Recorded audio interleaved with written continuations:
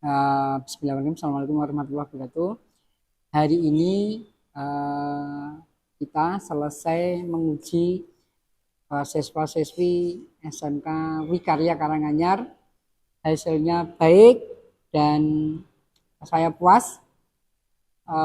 Sebagai bentuk apresiasi saya, ini kita invite buka bersama di ayam goreng Bunarsi di depan sekretari.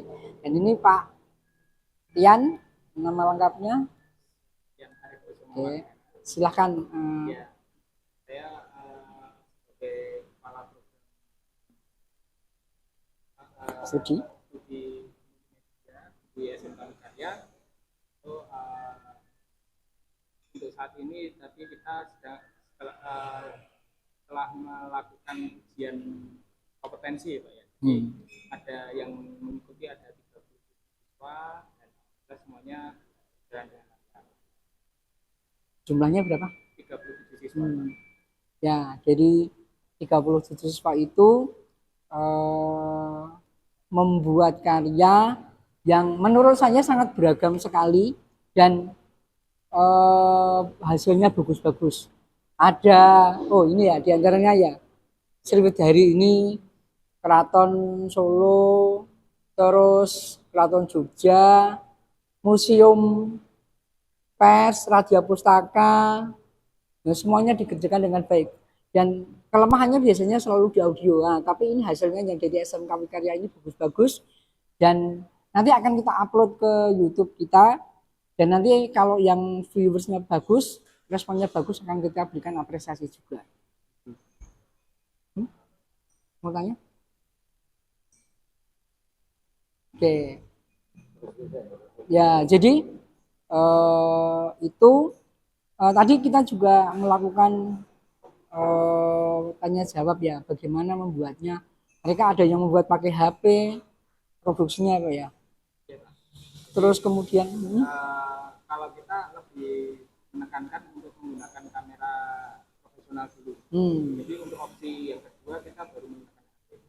Jadi kenapa tujuannya untuk menggunakan kamera profesional agar nanti anak itu ketika setelah lulus atau mendapatkan pekerjaan di dunia broadcasting, ketika memegang alat yang istilahnya secara profesional itu mereka sudah tidak awam lagi. Jadi seperti itu. Ya, terus sekali lagi tadi biasanya kan kelemahannya selalu di audio. Nah ini ada 3 orang ini yang tadi rekamannya suaranya bagus banget dan mereka komposisinya antara backsound dengan voice overnya itu sangat bagus gitu ya, sehingga 3 ini kita ambil, kita berikan apresiasi gitu. Ya itu materinya juga itu materinya itu apa khusus di tempat-tempat di luar ini maksudnya terbuka atau tertutup? Kan itu materi sendiri kita ditentukan dari Dinas Provinsi Pendidikan, Pak. Jadi sudah ada ketentuannya. Kalau untuk jurusan multimedia itu kebetulan kemarin yang kita ambil itu adalah tema dengan kebudayaan. Jadi mungkin bisa jadi tempat-tempat bersejarah itu kita angkat lagi untuk mungkin bisa di blow up lagi dengan hasil karya anak-anak, nanti bisa ditampilkan. Artinya gini Mas, kalau itu kan tadi ceritanya masalah cara pengambilan gambar itu kan kalau juga yang di ruangan apa hanya yang di luar, misalnya sini Pak Narfi ini cuma dari situ. Ada yang di dalam Indo juga, misalnya museum keris kan juga ke dalam. Ada Monjali juga dalamnya ambil. Kan di museum itu ada barang-barang yang mungkin terus kondisinya peteng dan sebagainya. Ya, mungkin skenarionya kurang itu apa perlu mengatasi hal kendala seperti ini gimana misalnya? Jadi untuk anak-anak yang ditugaskan untuk mengerjakan tugas UKK itu tadi shootnya bisa indoor sama outdoor. Jadi kalau misalkan outdoor mungkin untuk pencahayaan kita nggak terlalu begitu dimasalahkan ya. Kecuali kalau misalkan kita di indoor itu nah kalau untuk di tempat-tempat itu kemungkinan untuk apa istilahnya kayak pencahayaan itu masih cukup. Jadi kita nggak perlu membawa lighting bawaan atau mungkin lighting, bantuan lighting gitu nggak perlu. Gitu. Tapi untuk di sekolah sendiri kita mengajarkan teknik pencahayaan juga, Pak. Jadi kalau misalkan seperti misalkan kita memfoto, bagaimana cara memfoto di tempat yang minim cahaya itu seperti apa, kita ajarkan semuanya. Maksudnya gini, jadi sebuah lighting itu tidak harus bersumber dari cahaya yang kita bawa, tapi bisa dari mana saja dengan cara angle, dengan cara mengolah lensa, dan itu diajarkan. Oh ya. Tapi kalau HP sudah bisa. Artinya untuk nggak ada yang pakai HP ya? Kalau yang ini tadi kebetulan nggak ada yang menggunakan HP, jadi menggunakan kamera profesional. Dan itu disediakan sekolah. Ya. Difasilitasi memang. Ya. Tapi untuk audionya, vokalnya, voice overnya memang mereka ada yang banyak pakai HP. Kalau untuk menggunakan HP semua, Pak. Ya, karena jadi kerjakan di rumah. Itu. Jadi ada berapa tadi? 37 itu beragam semuanya, tidak ada yang sama. Dan menurut saya dari tahun lalu ini peningkatannya luar biasa. Kalau saya tanya peningkatannya kenapa ini kok bisa ada loncatan gitu? Karena ganti kaprodi.